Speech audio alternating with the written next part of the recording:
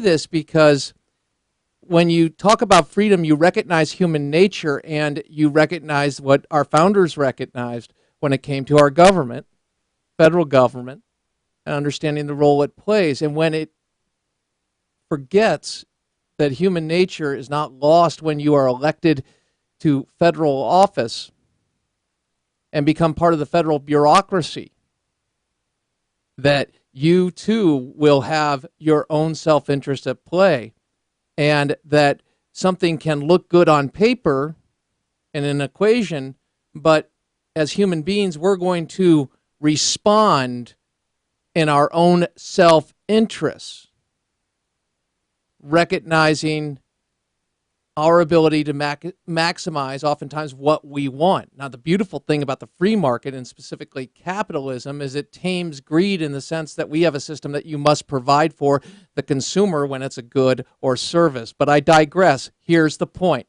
If we forget that we are created, that God created us, and we have a fallen nature, we immediately sacrifice freedom. Because once that's out of the equation, we are no longer dealing with the reality of self-interest. Something to keep in mind. Certainly, the CBO is figuring that one out, as it did, to say, hey, this is going to have more of an impact. Not 800,000 jobs, but about 2.5 million jobs less than we would have had. And that's going to impact our economy and economic growth as well. In asking questions about this, Ed Henry, talking about the fact that if you work more and you earn more, you lose a subsidy associated with Obamacare. So when you work less, you'll keep your subsidy. But if you work more and you go beyond the threshold of the economic mean test, it means that you would work more, but you would get less, thereby taking the incentive away from producing more and working more. It also impacts overall employment.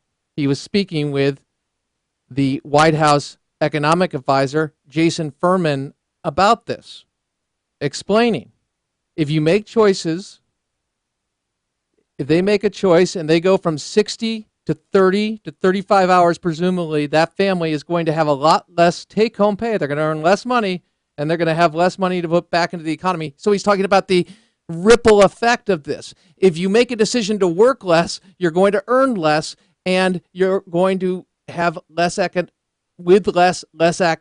economic activity. Here, let's pick up on the questions. Roll it. Okay. And they're going to have less money to put back into the economy. Right. But we just described that example. I mean, first of all, it's a hypothetical example, but well, right, it's my hypothetical. Okay. That is completely fair. Again, it's a choice they're making. This doesn't.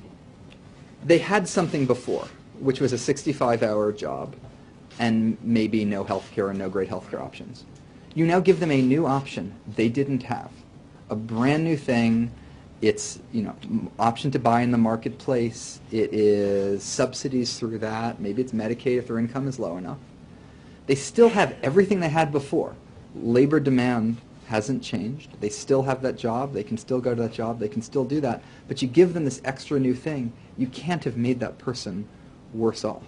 If they make a new choice, it's because they're, in economics language, they're optimizing subject to a new constraint, right, and they're making themselves better off. And once again, Ed Henry picks up on that point to challenge the contention by Jason Furman. Roll it. But a lot less take-home pay. Wouldn't you go from 60 to 30? But in my example, the Are you going to make more money if you go from 60 to 30? Or I'm just trying to follow the math. Some people may choose to. I'm not going to sit here and go give a list of 140 million Americans and tell you how many hours each of them should work. And that's not what the Affordable Care, except maybe you, Carl. I don't. That's not what the Affordable Care Act does. The Affordable Care Act says you can do just what you did before, in this regard, with some puts and takes, but sort of in aggregate, you can basically do the same thing you did before.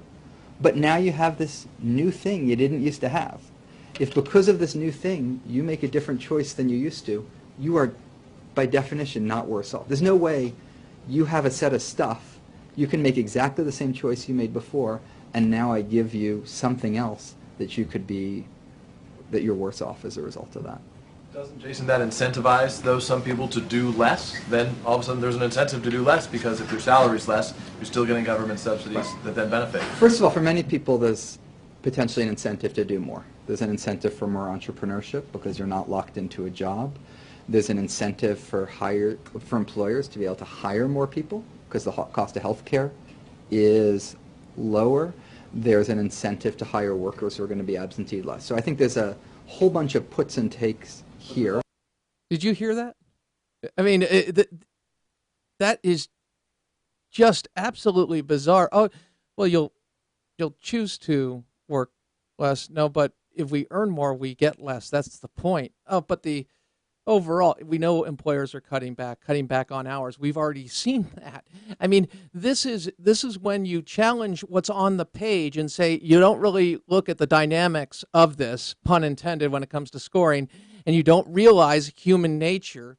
And what you're doing is you're putting a brake and you're giving an incentive not to maximize our God-given gifts and to produce. And what in the HE double hockey sticks are you doing when it comes to putting a tax on production, as the federal government is forcing us to purchase this product, by the way, forcing us to be part of this system, by the way.